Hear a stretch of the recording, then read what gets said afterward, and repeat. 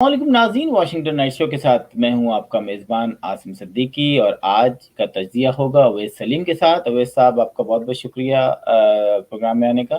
जी शुक्रिया हासिल। अवैस साहब, आपने देखा आज हमारा प्लान तो कुछ और थे डिस्कस करने के, लेकिन हम सिर्फ 2-3 ही चीज़ों पर डिस्कस कर पाएंगे क्योंकि जो हालिया पाकिस्तान के अंदर पार्लिमानी लैंग्वेज कहते थे कि जी इस्तेमाल करना चाहिए आपको, तो अगर आप कोई ये कहेगा तो फिर दूसरे को शायद शिकायत हो जाए पार्लिमानी लैंग्वेज का जो है। खैर, मैं चाहूँगा कि आपने वो सारी चीज़ें देखी, वीडियो भी देखी, ट्विटर पे जो हंगामा आराई देखी, उसकी मिसाल दूसरे मुल्कों से दिए जाती हैं। फवाद चौधरी का बयान आया कि जनाब कोई ऐसी बड़ी बात नहीं हुई है, उस पे जो है डिप्टी स्पीकर को गोली भी मारी गई थी। तो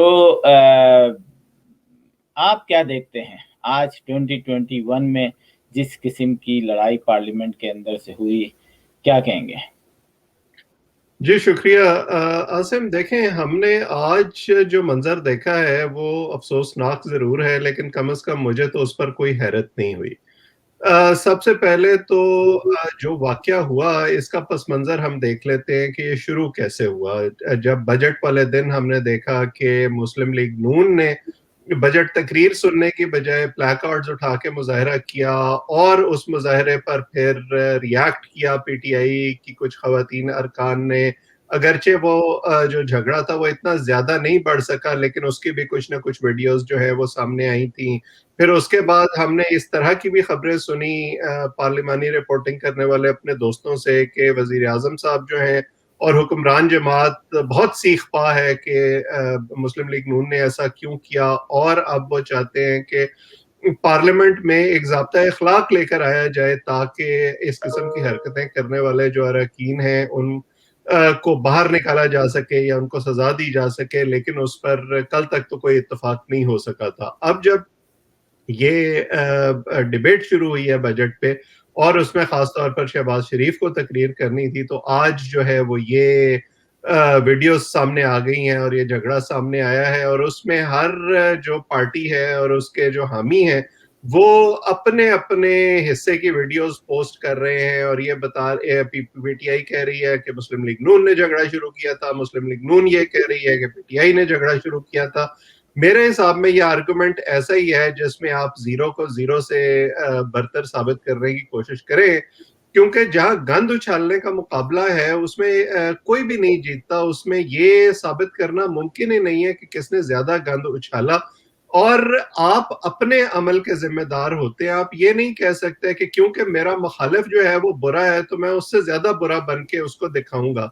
लेकिन हमें ये सोचना चाहिए कि ऐसा हो क्यों रहा है और हम किस तरफ चल पड़े हैं। देखिए, ये ठीक है कि पाकिस्तान में जो तारीख है पार्लियामान के अंदर और पार्लियामान के बाहर इस किस्म की इल्जाम तराशी की और इस किस्म की गुफ्तगू की, वो कोई नई नहीं है। पीटीआई आज हुकूमत में है, लेकिन हमने 90 की दहाई में पीटीआई और जो मुस्लिम लीग नून है उनको एक दूसरे के साथ इसी किस्म की हरकतें करते, तकारीर में एक दूसरे पर इसी किस्म के इल्जामात लगाते, बजट तकारीर में या अहम मौके पर एक दूसरे के खिलाफ इसी तरह की नारेबाजी करते देखा है। आपको याद होगा कि सदर इसहाक खान जब पार्लियामेंट से खिताब कर रहे थे तो गो बाबा गो के नारे लगाए गए थे। बेनजीर भुट्टो के बारे में किस किस्म की इशारेबाजी और जुबानजी पार्लियामेंट में मुस्लिम लीग नून की तरफ से इस्तेमाल हुई।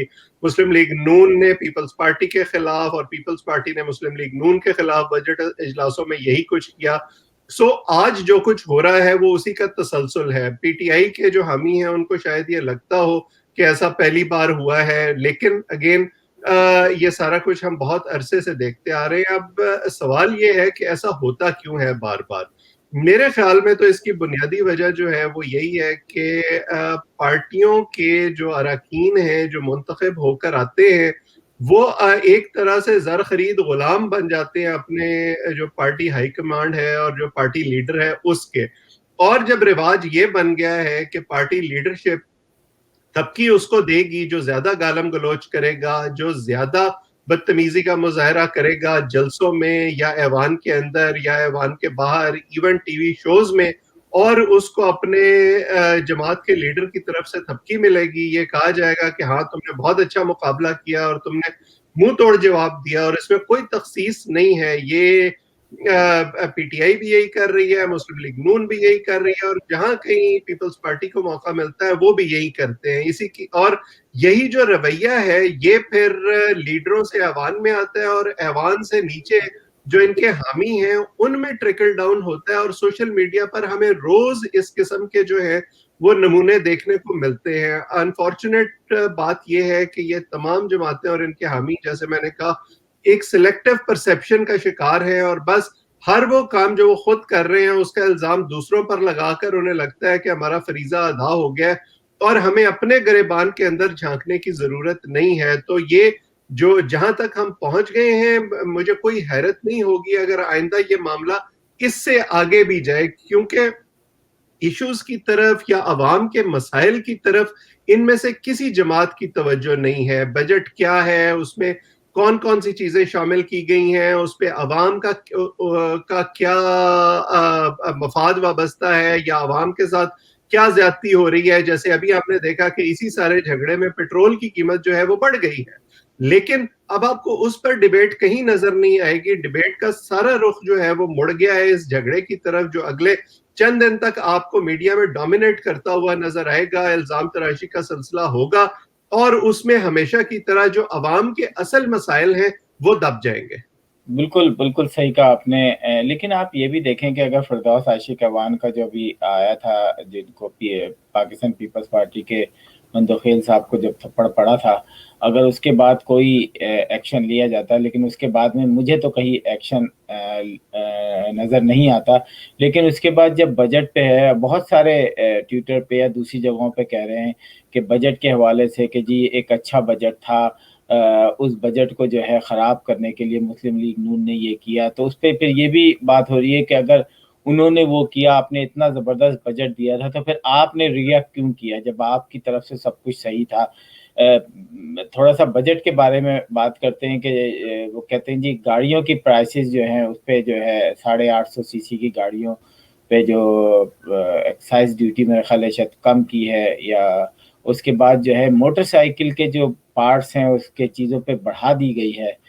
تو اور پھر جو بیٹریاں ہیں, جو کہ آپ کو پتہ ہے کہ آج کل سولر سسٹم جو ہے پاکستان کے اندر بہت مقبول ہو رہا ہے, کیونکہ لوڈ شیڈنگ پہ لوگ اپنا انتظام خود ہی کر رہے ہیں. ان بیٹریوں کی پرائس بھی جو ہے وہ اب بڑھ جائے گی, کیونکہ نئے ٹیکس اس پہ لگا دیے گئے ہیں. تو یہ ساری چیزیں بھی ہیں. تو ان چیزوں پہ بحث کرنے کے بجائے جو اکھاڑا بنا دیا گیا, اس پہ کچھ آپ اپنی رائے دیں گے کہ یہ بھی تو ایک طرح سے پاکستان کے لوگوں کا ہی لاسٹ ہے نا, جو بھی اب آنے والے دن ہیں مہنگائی کیونکہ بڑھے گی, جو بھی چیز ڈائریکٹ انوالو انڈائریکٹ ٹیکس جب آپ لیں گے تو وہ بہرحال انڈائریکٹلی پاکستان کے عوام کے اوپر ہی انہی سے لوگ وہ ٹیکس لیں گے. جی بالکل عاصم, اسی بات کی طرف میں نے پہلے اشارہ کیا تھا کہ دونوں جماعتیں بجائے اس کے کہ اس بجٹ ڈاکیومنٹ پر بحث کرتی اور اس میں اگر اپوزیشن کو کوئی تنقید کرنی تھی یا حکومت کو کوئی پوائنٹ جو ہے اس کو زیادہ ایکسپلین کرنا تھا اور عوام تک پہنچانا تھا, یہ فورم اس کے لیے استعمال کیا جانا چاہیے تھا. لیکن انفارچونیٹلی دونوں جماعتوں نے اس کو اہم نہیں سمجھا, اور بجٹ ڈاکیومنٹ کو بلکہ انہوں نے ہتھیار کے طور پر استعمال کیا ایک فزیکل کلیش کے لیے.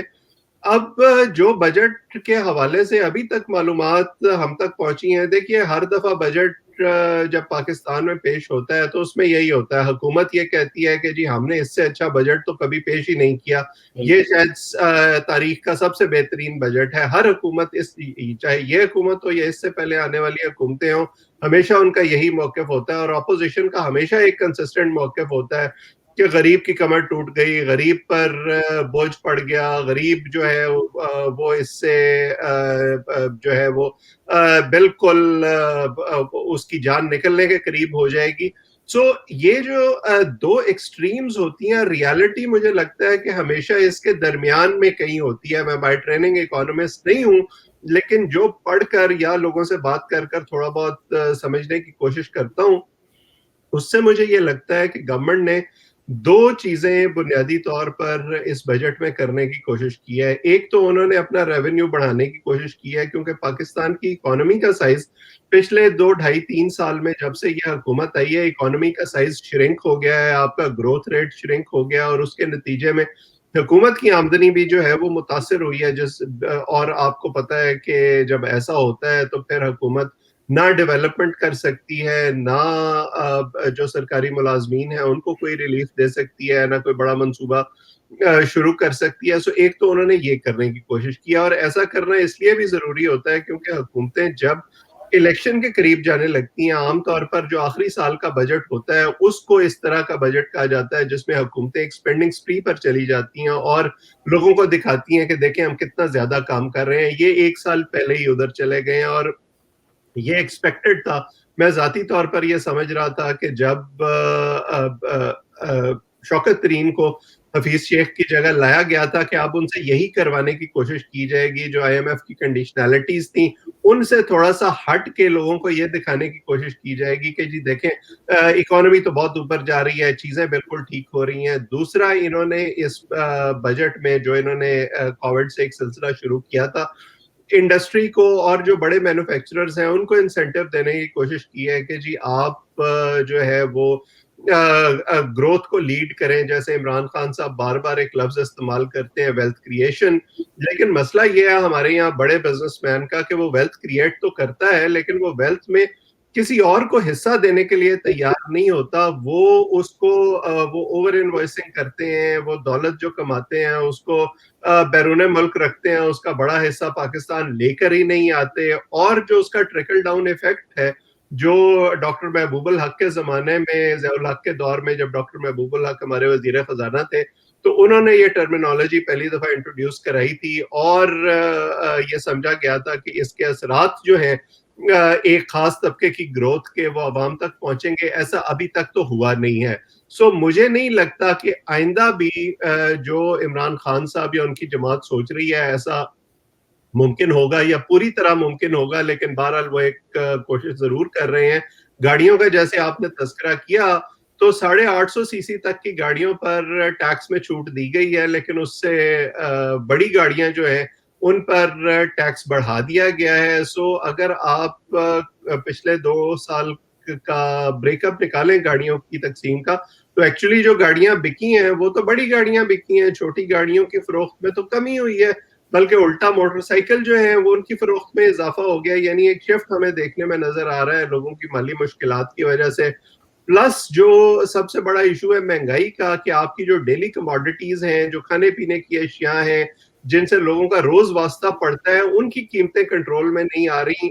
سو اس طرف ایسے لگتا ہے کہ حکومت کوئی واضح قدم لینے میں ابھی تک ناکام رہی ہے, اور اگر اگلے 2 سال میں یہ ایسا نہ کر پائے تو الیکشن میں سب سے بڑا ایشو جو ان کی پرفارمنس کو افیکٹ کرے گا یا ان کے چانسز کو افیکٹ کرے گا وہ یہی مہنگائی ہوگی. اور اس کے ہم نے ایک طرح سے جو ایویڈنس ہیں وہ پچھلے چند ماہ میں جو ضمنی انتخابات ہوئے ہیں پنجاب میں اور دوسری جگہوں پہ اس میں بھی دیکھے ہیں. بالکل. اب چلتے ہیں بڑے امپورٹنٹ, جس کو ہم لوگ ہمیشہ کہتے تھے کہ ٹرک کی بتی کے پیچھے لگایا ہوا ہے اس قوم کو, اوورسیز پاکستانیوں کو ووٹنگ رائٹ کے بارے میں. لیکن ہم نے دیکھا کہ ایک دفعہ پھر اس جو شمع کو ہے وہ روشن کرنے کی کوشش کی جا رہی ہے, لیکن پاکستان میں جو دوسری سیاسی جماعتیں ہیں وہ اس کو قبول کرنے کے لیے تیار نہیں ہیں.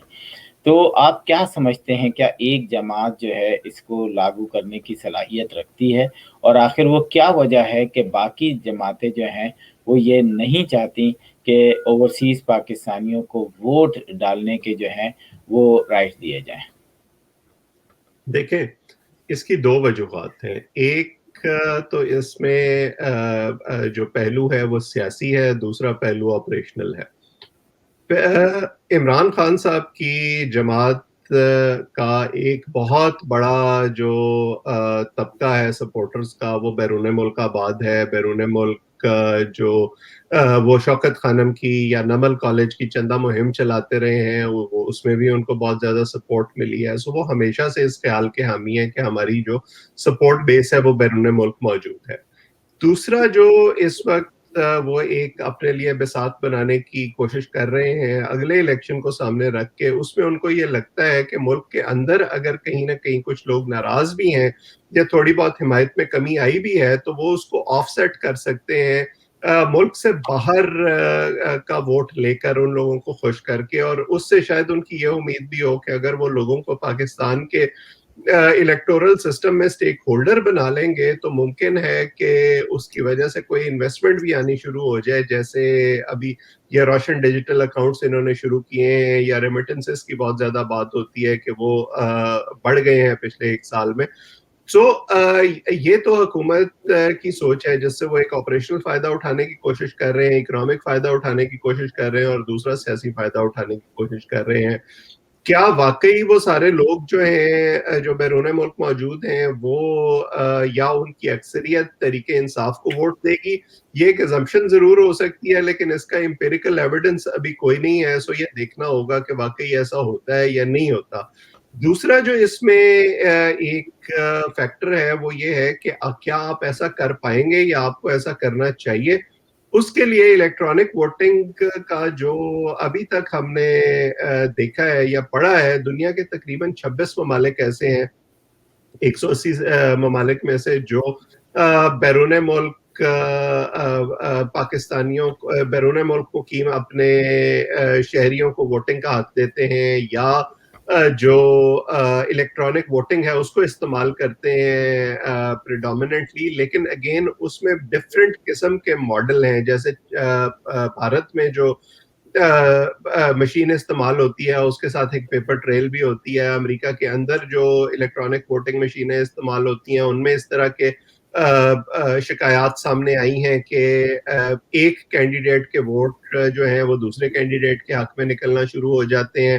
برطانیہ میں ٹیسٹ کیا گیا الیکٹرانک ووٹنگ مشین کا, لیکن اس ٹیسٹ کرنے کے بعد انہوں نے یہ فیصلہ کیا کہ نہیں, ابھی ہم اس کو استعمال نہیں کریں گے اور ابھی ہم مینول طریقہ کار پہ ہی رہیں گے. سو یہ کہنا کہ الیکٹرانک ووٹنگ جو ہے وہ بالکل فول پروف ہے, یہ شاید اتنا صحیح نہیں ہے. اس میں بھی کئی قسم کے مسائل موجود ہیں, اور ہمارے ملک میں بنیادی مسئلہ یہ تو ہے ہی نہیں کہ ووٹ کون دیتا ہے یا کون نہیں دیتا, یا کس طرح ووٹ دیتا ہے. بنیادی مسئلہ تو یہ ہے کہ جب جو شخص ووٹ دیتا ہے کیا وہی ووٹ اسی ڈبے سے نکلتا ہے یا اس کی مرضی سے اور اس کے ووٹ سے تبدیلی آ رہی ہے, یا وہ جو حکومت ہے اس میں کوئی ایکسٹرنل ویریبلز بھی شامل ہیں, یا اس جو پروسیس ہے اس کو کوئی اور مینوپولیٹ کرتا ہے. اور اگر مینوپولیٹ مینولی کیا جا سکتا ہے تو وہ پھر مشین کو بھی کیا جا سکتا ہے. سو وہ ایک ایسا فیکٹر ہے جس پر میرا خیال ہے اپوزیشن کو اور عوام کو اعتماد میں لینے کی ضرورت ہے. پھر جو تقریباً 90 لاکھ سے زائد پاکستانی پوری دنیا میں آباد ہیں, آپ ان سب کی ووٹنگ کیسے کرائیں گے؟ کیا آپ ان سب کو کانسلیٹس میں بلائیں گے؟ کیا آپ ان کو کوئی لنک بھیجیں گے کہ وہ گھر بیٹھے ووٹنگ پروسیس میں حصہ لے سکیں؟ کیا ہمارے سفارت خانے جو ہیں وہ کوئی بلڈنگز یا جمنیزیمز یا گراؤنڈ ایسے ہائر کریں گے اور وہاں پر علیحدہ سے انتظامات کریں گے اس قسم کی ووٹنگ کے لیے؟ اگین جب وہ ایسا کریں گے تو وہ کتنے شہروں میں کر لیں گے؟ بڑے شہروں سے باہر نکل کر, کیونکہ تمام پاکستانی بڑے شہروں میں آباد تو نہیں ہے, یا ان کے لیے ایکسیسیبلٹی اتنا بڑا ایشو تو نہیں ہے جیسے ابھی ہم امریکہ میں دیکھتے ہیں کہ جن جن شہروں میں پاکستان کے قونصلیٹ قائم ہیں اس کے علاوہ بھی بہت سارے شہروں میں پاکستانی آباد ہیں جنہیں اپنے پاسپورٹ کے لیے یا ویزے کے لیے یا دوسرے کاموں کے لیے لمبا سفر کر کے جانا پڑتا ہے ان شہروں میں. تو کیا وہ جا پائیں گے؟ کیا انہیں اپنے کام سے چھٹی ملے گی؟ سو یہ وہ سارے سوال ہیں جن کا ابھی واضح جواب کسی کے پاس نہیں ہے. اور پی ٹی آئی حکومت بھی جو ہے وہ ایک طرح سے اس خمار میں مبتلا ہے کہ نہیں جو بیرون ملک پاکستانی ہیں وہ ہماری اتنی محبت میں گرفتار ہیں کہ اگر وہ بڑی تعداد میں ہمیں ووٹ دے دیں, ہم یہ فیسلٹی ان کو آفر کر دیں تو یہ ہمارے لیے گیم چینجر ہو جائے گا, جو لفظ وہ بار بار استعمال کرتے ہیں. اپوزیشن دوسری طرف ظاہر ہے اس پر سیاست کر رہی ہے, انہیں شاید یہ بھی گمان ہے کہ واقعی اگر پی ٹی آئی کو بیرون ملک سے ووٹ مل گئے تو انہیں سیاسی طور پر نقصان ہو سکتا ہے. دوسرا اپوزیشن کا تو کام تنقید برائے تنقید ہوتا ہی ہے. اگر فرض کریں کہ یہ مسلم لیگ نون کی حکومت میں یا پیپلز پارٹی کی حکومت میں ہو رہا ہوتا تو پی ٹی آئی اس کی اسی طرح سے مخالفت کر رہی ہوتی. جیسے آپ نے دیکھا کہ مسلم لیگ نون کی حکومت میں یا پی ٹی آئی کی حکومت میں جب یہ ایشو اٹھا تھا کہ کیا دوہری شہریت رکھنے والوں کو کابینہ میں شامل کیا جا سکتا ہے, تو عمران صاحب نے بہت زیادہ مخالفت کی تھی اس چیز کی. لیکن اب جب وہ خود حکومت میں آئے ہیں تو انہوں نے خود زلفی بخاری کو اور دوسرے لوگوں کو اپنی کابینہ میں شامل کر لیا ہے. سو یہ دونوں طرف جو ہے نا وہ یہ کانٹرڈکشن پائی جاتی ہے. بالکل آپ نے بہت زبردست تجزیہ کیا. ناظرین یہ بات بالکل ایک حقیقت ہے کہ اپنے لاکھوں ان پاکستانیوں کو جو کہ صرف انگوٹھا لگا سکتے ہیں, اپنا نام بھی نہیں لکھ سکتے, لیکن وہ یورپ کے اندر یا عرب ایمریٹس یا جو ہماری عرب کنٹریز ہیں ان کے اندر موجود ہیں. اگر ایک سفارت خانہ ہے, جسٹ ایگزامپل کہ کویت میں 1,00,000 پاکستانی رہتے ہیں, تقریباً 85% جو pاکستانی ہیں وہ مزدور ہیں. تو ایک سفارت خانہ کس طریقے سے کنٹرول کرے گا؟ اسی طریقے سے 26-27 لاکھ اور پاکستانی انہی جگہوں پہ رہتے ہیں. صرف عرب کنٹریز کے بات کر رہا ہوں. امریکہ کی 50 ریاستوں میں صرف 4 قونصل خانے ہیں. یہ جو شوشہ ہے, اب آپ فرض کریں, ایک گیس کریں کہ پاکستان میں الیکشن ہو رہے ہیں اور اوورسیز پاکستانیوں کو رائٹ ہے ووٹ کا, تو آپ کو نہیں لگتا کہ ہیوسٹن میں جگہ جگہ کیمپ لگے ہوں گے کہ جی ووٹ دیجئے, یا ہمارے الیکشن ہو رہے ہیں ورجینیا میں, شکاگو میں, تو ایسا لگے گا کہ پاکستان سے باہر پاکستانی جو ہیں وہ پاکستانی نہیں ہیں, وہ پی ٹی آئی ہے, وہ مسلم لیگ ہے, وہ کاف ہے, وہ نون ہے, وہ کچھ بھی پیپلز پارٹی ہے, سب کے کیمپ لگے ہوں گے ایک اور پیسے کا ضیاع. اور پھر جو جیتے گا اس جس طریقے سے اس حکومت پی ٹی آئی نے لوگوں کو اپنی حکومت میں جگہ دی ہے, جس طرح پنجاب کے گورنر آتے ہیں وہ یہاں پر بزنس مینوں کے ڈنر اور لنچ اور برنچ کھا کے ان کو فیسیلیٹیٹ کرتے ہیں پاکستان کے اندر, صوبہ پنجاب کے اندر ان کو وی آئی پی دیتے ہیں کیونکہ ان کو ان کی این جی اوز کو $50,000 انہوں نے چندہ دیا ہوتا ہے. تو پھر تو یہ ایک پاکستان ایک اکھاڑا نہیں بن جائے گا اگر یہ سب ہم سوچیں, اور یہ ہوگا. یہ میں چاہوں گا کہ آپ بھی بتائیں کیا یہ نہیں ہوگا؟ جی دیکھیں آپ کہہ رہے ہیں اکھاڑا نہیں بن جائے گا, میں تو یہ کہتا ہوں کہ کیا وہ پہلے نہیں بنا ہوا؟ جن تمام مسائل کی آپ بات کر رہے ہیں یہ تمام مسائل تو ہم آلریڈی دیکھ چکے ہیں اتنے سالوں میں. آپ مجھ سے بھی زیادہ عرصے سے بیرون ملک مقیم ہیں اور آپ نے دیکھا کہ ہر جگہ جہاں جہاں پاکستانی دنیا میں موجود ہیں, وہ چاہے ان کے فرقہ وارانہ مسائل ہوں, چاہے سیاسی مسائل ہوں, چاہے گروہی مسائل ہوں, ہر قسم کے اختلافات کو وہ اپنے ساتھ پوری دنیا میں کیری کرتے ہیں اور ان سے آگے نہیں بڑھ پاتے. تو اگر اس قسم کی سیاسی ایکٹیویٹی بھی یہاں شروع ہو گئی تو پھر یقیناً اس کی وجہ سے اس میں اضافہ ہوگا, اس میں کمی تو کوئی نہیں ہوگی. سو جیسے جہاں سے ہم نے آج بات شروع کی تھی پارلیمنٹ میں جو ہنگامہ ہوا ہے, اس سے اسی قسم کے ہنگامے آپ نے دیکھا ہے کہ یہاں بھی مختلف جو کمیونٹی کی تقریبات ہوتی ہیں یا سیاسی تقریبات ہوتی ہیں ان میں بھی کبھی کبھار ہمیں نظر آ جاتے ہیں. تو یقیناً گزرتے وقت کے ساتھ جیسے جیسے یہ پارٹیاں اس میں شدت پاکستان میں پیدا کرتی جائیں گی تو اسی کا ریفلیکشن آپ کو بیرون ملک بھی نظر آئے گا. اس کی ذمہ داری ان لیڈروں پر ہے کہ وہ اپنے فالوورز کو سمجھائیں کہ ایسا کرنا ان کے مفاد میں نہیں ہے. لیکن انفارچونیٹ ایلیمنٹ یہ ہے کہ لیڈروں کو بھی یہ لگتا ہے کہ اس طرح ہم پوائنٹ سکورنگ کر سکتے ہیں اور پولیٹیکل مائلیج لے سکتے ہیں اور وہ اس میں خوش ہیں.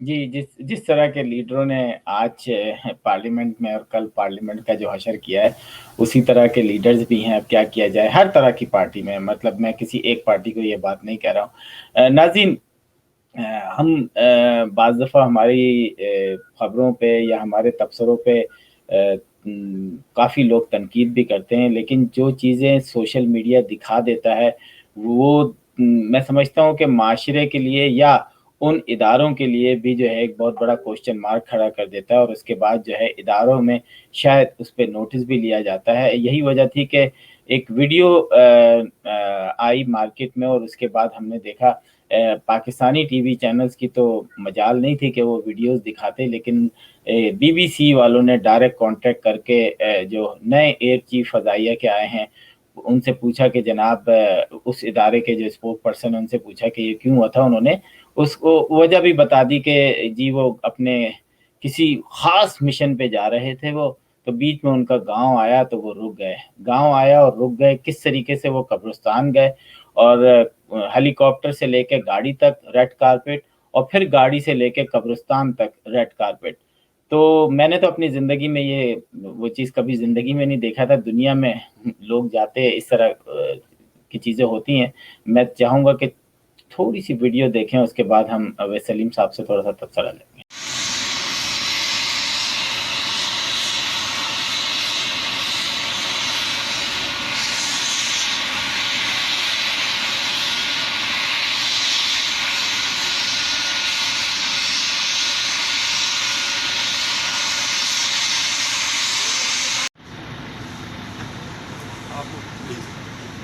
जी नाज़रीन, आपने वीडियो देखी, तो वैसे आप इस किस्म की जब वीडियो आती है तो फिर दिखाने पे हमें जो है वो थर्ड से यही लगता है कि आप एंटी पाकिस्तान बात करते हो। मुझे एक बात बता दें, इसमें एंटी पाकिस्तान की कौन सी बात मैंने दिखा दी है? ये तो एक बीबीसी की रिपोर्ट थी, सोशल मीडिया पे एक रिपोर्ट चल रही थी, मैंने तो उसी का जिक्र किया था, चाहे ट्विटर पे चाहे फेसबुक पे, लेकिन मुझ पे लानत लोगों ने भेजनी शुरू कर दी। मुझे बताएं कि अब ये सोशल मीडिया अब तो और भी बढ़ेगा, जिस जिस तरीके से सोशल मीडिया दुनिया में आ रहा है, और आपने देखा यही नहीं, दूसरे मुल्कों की भी इस तरह की खबरें जो हैं वो बाहर आती हैं। जी, क्या कहेंगे आप? जी आसिम, देखें सोशल मीडिया जो है ना वो एक डबल एज स्वॉर्ड है। उसमें जहां बाज़ोकात हमें शिकायतें पैदा होती हैं, फेक न्यूज़ का एक बहुत बड़ा कल्चर है, व्यूज़ का बहुत बड़ा कल्चर है, वहां पर एक एडवांटेज ये भी है कि सोशल मीडिया पर आप कोई खबर रोक नहीं सकते जो आप मेन स्ट्रीम मीडिया में या ट्रेडिशनल तरीकों से कभी कभी रोक लिया करते थे। चीजें लोगों के सामने आ जाती हैं। अब जो तमाम लोग इस वीडियो को डिफेंड कर रहे हैं और ये कह रहे हैं कि नहीं नहीं इसमें कोई बड़ी बात नहीं है, ये इत्तफाकन वही लोग हैं, एटलीस्ट इनकी अक्सरियत, जो इससे पहले सियासतदानों पर और ब्यूरोक्रेसी पर और जजों पर बहुत ज्यादा तनकीद करते हैं कि वो प्रोटोकॉल क्यों लेते हैं और वो उनके साथ इतने बड़े बड़े ऑन्टराज क्यों चलते हैं, और पाकिस्तान जैसे मुल्कों में, एक इस्लामी रियासत में और एक गरीब मुल्क में ऐसा नहीं होना चाहिए। सो ये तो एक कॉन्ट्रडिक्शन को जाहिर करता है, जहां आप चीजों को जज करते हैं इस बुनियाद पर कि वो आपकी पसंद के शख्स ने की हैं या आपके मुखालिफ शख्स ने की हैं। दूसरा जो इस में मसला है, अगर मैं डेविल्स एडवोकेट बन सकूं, देखें हमारा एक खास तरह का कल्चर है हमारे यहाँ, और मेरा क्योंकि देहात से ताल्लुक है, हमारे यहाँ अमूमन ये होता है कि अगर कोई शख्स किसी बड़े ओहदे तक पहुंच गया है तो उसके आसपास के लोगों को ये लगता है कि वो उनके लिए बहुत ज्यादा कारआमद साबित हो सकता है, उनके लिए एक तरह प्राइड का भी बायस होता है कि एक छोटे इलाके से निकलने वाला शख्स जो है वो बड़े ओहदे तक पहुंच गया है, उसके लिए खैर मकदमी बैनर आवेजा किए जाते हैं, उसको हार पहनाए जाते हैं, तरह तरह से उसका इस्तकबाल किया जाता है। जैसे नए चीफ साहब पहली दफा अपने गांव में जा रहे थे तो एन मुमकिन है, मैं बेनिफिट ऑफ डाउट उनको देने के लिए तैयार हूं कि एन मुमकिन है कि उन के गांव वालों ने या उनके मिलने जुलने वालों ने अपने तौर पे उनका इस तरह का इस्तकबाल करने का फैसला किया हो, जिससे उनको ये लगे कि हाँ अगर मैं अपने गांव आया हूं तो मेरे गांव वालों ने मुझे इज्जत दी है, और वो उसका ज़ाहिर है हर एक का अपना तरीका होता है। लेकिन जो बुनियादी इसमें नुक्ता है जो लोग मिस कर रहे हैं वो ये है कि जब आप एक रिस्पॉन्सिबल पोजीशन पर पहुंच जाते हैं तो आप लोगों के लिए रोल मॉडल होते हैं, और आपको लीड बाय एग्जाम्पल करना चाहिए, आपको अपनी मिसाल से लोगों को यह समझाना चाहिए कि क्या सही है और क्या गलत है। तो उन्हें क्योंकि ऐसा तो कभी नहीं होता कि इस किस्म के विजिट रैंडम हो जाएं, उससे पहले पूरी सिक्योरिटी क्लियरेंस होती है, आपको पता चलता है कि वहां क्या हो रहा है क्या नहीं हो रहा, पूरी रिपोर्ट मिलती है। तो उन्हें अगर इस किस्म की कोई सुनगुन मिल गई थी तो उन्हें अपने लोगों को रोकना चाहिए था और उनको यह बताना चाहिए था कि ये जो है इससे कोई अच्छा तासुर नहीं जाएगा, कोई अच्छे ऑप्टिक्स नहीं जाएंगे। जैसे कि हमने देखा कि इस पे तनकीद हुई कई हलकों की तरफ से और कई इंडिपेंडेंट हलकों की तरफ से जो सियासी पोलराइजेशन का शिकार नहीं है। मैं ये उम्मीद रखता हूं कि अब अगरचे ये सारा कुछ हो गया है, लेकिन आइंदा इससे वो सबक सीखेंगे या हमारे ताकतवर हलके जो मुख्तलिफ जगहों पर हैं वो सबक सीखेंगे کہ آج کل کے ماحول میں کس قسم کی چیزیں ایکسیپٹیبل ہیں اور کس قسم کی چیزیں نہیں ہیں. So these were bad optics اور آئندہ وہ اس سے اعتراض کریں گے. بالکل بہت صحیح بات کی آپ نے کہ یہ ساری چیزیں شاید اس لیے ہوتی ہے کہ ہم جو تنقید برائے اصلاح کر رہے ہوتے ہیں اور آگے جو ہے کوشش کی جائے گی کہ وہ اس طرح کے اقدامات نہیں کریں اور ذرا نظر رکھیں کہ کون ویڈیو بنا رہا ہے تو اس کو بھی بنانے نہ دی جائے. تو ناظرین یہ ایک تجزیہ تھا آج. اویس سلیم صاحب آپ کا بہت بہت شکریہ کہ آپ نے سوالوں کے صحیح جواب دیے اور جیسے کہ پاکستان کے اندر تجزیہ جو دینے والا جو ہے وہ بینیفٹ آف ڈاؤٹ ضرور رکھتا ہے تاکہ دوسروں کو بھی شکایت نہ ہو, اور اویس صاحب نے بھی اسی طریقے کا تجزیہ دیا اور سمجھنے والے بات سیکھنے والے لوگ وہ سیکھ جاتے ہیں اور سمجھ بھی جاتے ہیں. ہمارا مقصد بھی یہی ہوتا ہے کہ ہم آئیں اور جو ہے لوگوں کو سمجھائیں. ان شاید 1 2 3 لوگ بھی اس چیز کو سمجھ لیں تو ہمارے پروگرام کرنے کا مقصد جو ہے وہ حل ہو جاتا ہے. جی ناظرین پروگرام کا وقت ختم ہوا تو انشاءاللہ اگلے ویک کے لیے مجھے اور اویس سلیم صاحب کو اجازت دیجیے. خدا حافظ.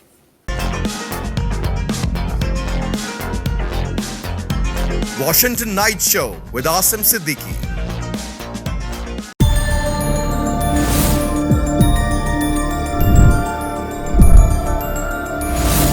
You are watching Capital TV Washington. The best South Asian TV channel in North America.